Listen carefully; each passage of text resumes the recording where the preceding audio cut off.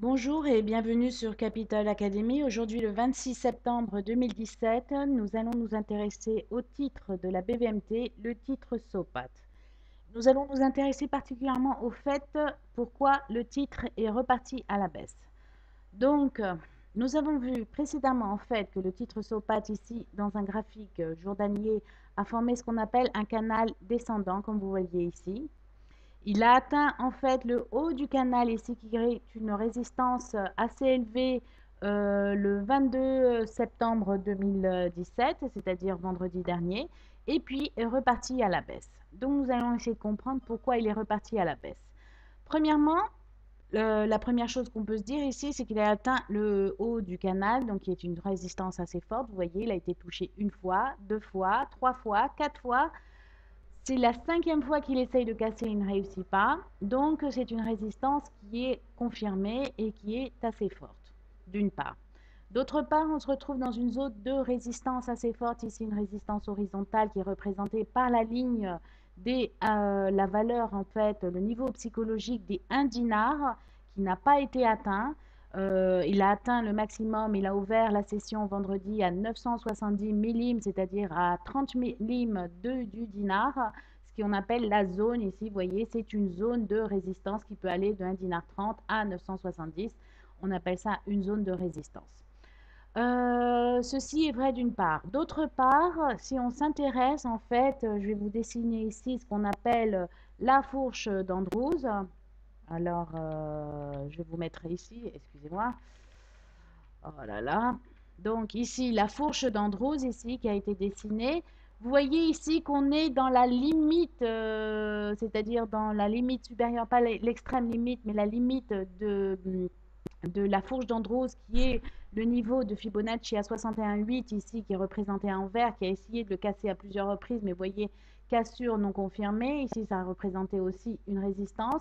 Également ici, ici aussi, et ici, malheureusement, il a ouvert au-dessus, mais a refermé en dessous de cette valeur de la fourche d'Andrews.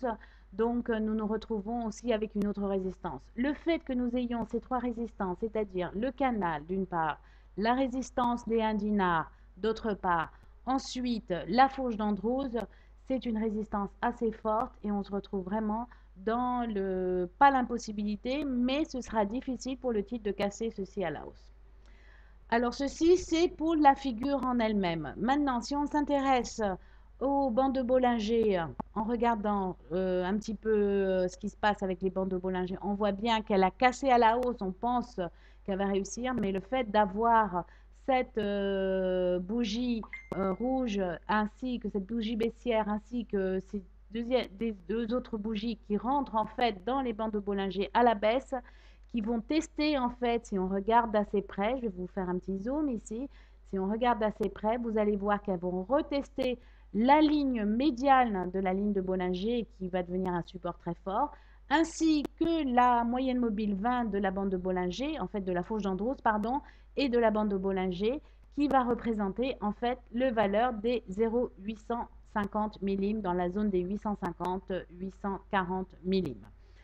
Donc, nous nous attendons à ce que le titre se retrouve ici à la hausse avec une résistance de l'ordre de 0,900 millim, 950 millim, et à la baisse avec un support de l'ordre de 850 millim. Aussi, je voulais vous attirer l'attention en fait sur une figure, c'est ce qu'on appelle le price action, qui confirme en fait que le titre allait baisser. C'est-à-dire, vous voyez ici, on a un premier gap ici, un deuxième gap, un troisième gap, puisqu'on a fermeture et ouverture de la prochaine session avec un gap. Le fait d'avoir ces trois gaps, c'est ce qu'on appelle une figure de Sankou, le three gap figure pattern en fait. Et ceci indique qu'il y a un retournement de situation, c'est-à-dire on a une zone de overbought, de surachat, et on va se retrouver avec le titre qui va en fait atteindre le niveau des 0,850-860 définis par cette fameuse figure de Sanko. Donc, tout indique que le titre ira à la baisse atteignant le fameux support de 850-860 ici, représenté par la moyenne mobile 20, je répète, de la bande de Bollinger et par la ligne médiale de la fourche d'Andrews, ainsi que par l'objectif défini par cette figure de price action. Donc, on s'attend à ce que le titre atteigne les 0,850. Ce sera un support très fort. Si le titre repartirait à la hausse, le prochain objectif sera la prochaine résistance. On s'attend à une résistance de l'ordre de 0,950-940, représentée ici par le haut du canal, et la ligne de la fourche d'Andrews ici représentée en vert. Donc, les chiffres à retenir sont 940 à la hausse, 850, 860 à la baisse. Et surtout, n'hésitez pas à nous contacter si vous avez des questions ou vous voulez des informations sur nos formations en analyse technique sur info@capitol-academy.com ou encore vous pouvez me contacter sur la page Facebook. Je vous remercie encore de votre attention et vous souhaite un excellent trading. Au revoir.